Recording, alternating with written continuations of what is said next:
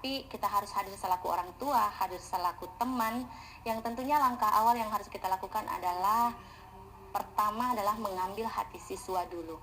Karena jangankan hal yang dianggap tabu, menyampaikan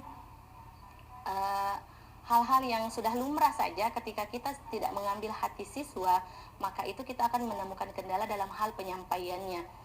Jadi tips yang pertama dulu adalah bagaimana kita mendekatkan diri dulu dengan siswa kita atau anak kita. Ketika kita mendekatkan diri dengan siswa, hatinya telah kita ambil, maka akan mudah kita memberikan atau memasukkan informasi-informasi kepada anak ini. Nah, bagaimana sih ketika hal-hal yang akan kita sampaikan itu kita anggap tabu?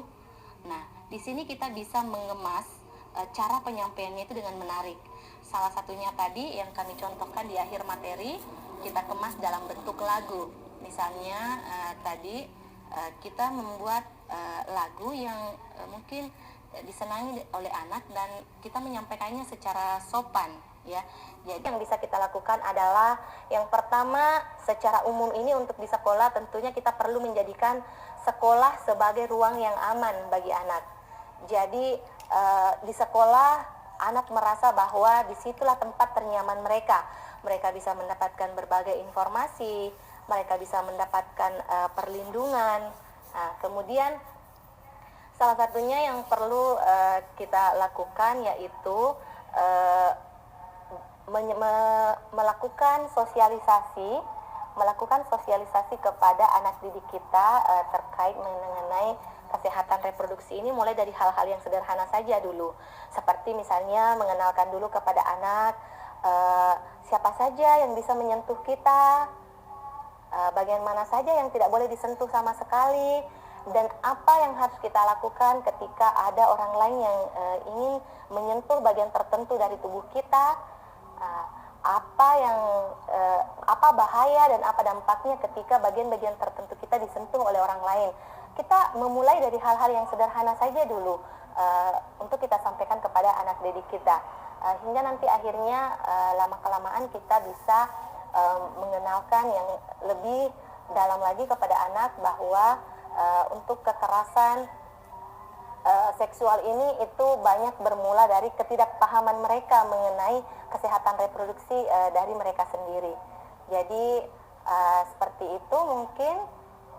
Kemudian juga menyampaikan kepada anak bahwa di sekolah juga kita perlu untuk selain menyediakan fasilitas yang nyaman dan menganggap bahwa sekolah itu adalah ruang yang paling aman, kita juga perlu membuat layanan pengaduan, semacam kotak pengaduan atau informasi pengaduan online yang anak bisa memberikan keluh kesah mereka terkait ketika mereka menemukan keganjalan-keganjalan berkaitan dengan reproduksi dan seksual ini. Karena perlu kita pahami bersama bahwa kekerasan seksual ini bisa terjadi kapan saja, di mana saja, dan oleh siapa saja, dan kepada siapa saja. Nah, itu yang perlu kita tanamkan kepada diri anak.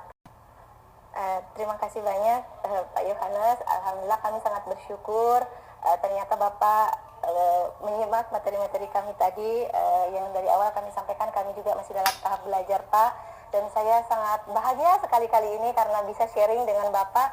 Dan inilah kecanggihan teknologi ya, Pak, kita bisa bertemu, satunya di Nusa Tenggara sana dan kami di Sulawesi Selatan, bisa saling berbagi, dan inilah yang sangat penting, inilah wadah kita. Karena seperti yang Bapak sampaikan, Bapak pernah loh mengalaminya sendiri. Kekerasan seksual itu pernah terjadi di lingkungan kita, dan mungkin bukan cuma Bapak Yohanes yang mengalami, banyak guru lain yang tidak bisa speak up karena menganggap itu tadi seperti yang dikatakan Bapak Yohanes, ini bukan tupoksi kita, ini bukan ranah kita. Tapi ternyata setelah kita mempelajari PMM yang ternyata memang sangat memberikan banyak manfaat bagi kita, ada banyak materi yang memberikan kita tersadarkan bahwa banyak hal yang perlu menjadi perhatian kita. Seperti yang di-sharingkan tadi Bapak Yohanes, itu adalah merupakan sudah langkah dan tindakan yang tepat, Pak. Karena itulah memang kita selaku tenaga pendidik harus ada kapanpun di tengah-tengah siswa kita, dan sebagai siapapun Nah, itu tadi yang saya sampaikan. Jadi jika memang seperti kami di sekolah dasar tidak ada guru layanan bimbingan konseling, sehingga guru kelas lah yang akan mengambil semua tupoksi-tupoksi tersebut. Jadi terima kasih banyak Pak, Bapak sudah mencegah terjadinya atau penanggulangan kekerasan seksual ini, karena andaikan Bapak tidak terinspirasi mungkin atau tidak terketuk hatinya untuk mengambil langkah untuk menginisiasi tadi si anak ini seperti yang cerita Bapak tadi, bisa jadi masih berkembang lagi rasa penasarannya lebih jauh dan lebih tinggi lagi. Sehingga inilah memang yang sangat penting bagi kita seperti yang disampaikan tadi, bahwa rasa penasaran anak ini sangat tinggi dan itu yang kita khawatirkan, sehingga penting untuk kita memberikan edukasi sejak dini dan sejak awal. Terima kasih banyak sekali lagi Bapak Yohana, saya sangat bangga bisa berbagi dengan Bapak yang merupakan salah satu pengajar praktik dari angkatan ketiga. Sama-sama kita bergerak Pak, insya Allah.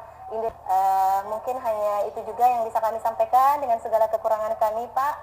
Kami juga masih dalam tahap belajar. Kepada Bapak Ibu juga yang lainnya, kepada Bapak pengawas yang ada di tengah-tengah kami, terima kasih banyak atas segala dukungannya selama ini. Alhamdulillah tema kami seperti yang disampaikan Bapak Yohanes tadi merupakan salah satu tema mungkin yang mengunggah rasa penasaran orang, karena kami mengangkat tema pentingnya pengenalan hak kesehatan reproduksi seksual untuk menangani kekerasan seksual pada anak. Kepada Bapak Ibu yang tidak bisa kami sapa satu-satu dari luar provinsi, terima kasih banyak telah bergabung bersama kami. Dalam waktu yang singkat ini kami juga banyak memetik pembelajaran. Terima kasih, hanya itu mungkin. Assalamualaikum warahmatullahi wabarakatuh.